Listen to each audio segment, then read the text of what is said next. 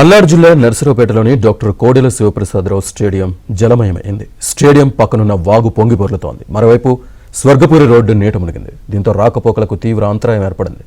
అలాగే గోనెపూడి వద్ద 7 మంగళం వాగుకు వరద ఉధృతి పెరిగింది.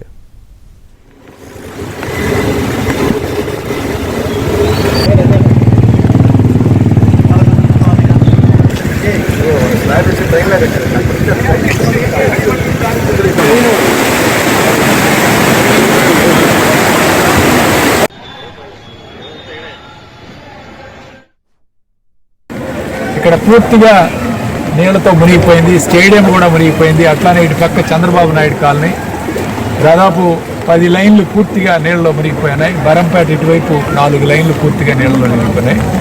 ఏదైతే ఈ వాగు ఉందో ఈ వాగు నుంచి వచ్చే నీళ్లు ఈ ప్రదేశాన్ని అంతా కూడా పూర్తిగా ఈరోజు నింపివేయడం జరిగింది. ఎందుకు ఇలా జరుగుతూ ఉందంటే ఇక్కడ ఎప్పుడు కూడా ఒక లో లెవెల్ బ్రిడ్జి నిర్మాణం చేయాలని చెప్పి గతంలో కూడా అనేక సార్లు విజ్ఞప్తి చేశాం.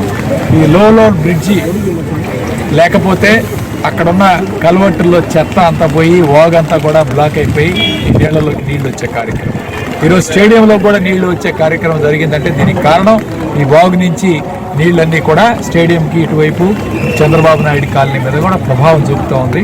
కాబట్టి ఇక్కడ లో లెవెల్ బ్రిడ్జి ఏర్పాటు చేయవలసిందిగా ఈ ప్రభుత్వానికి విజ్ఞప్తి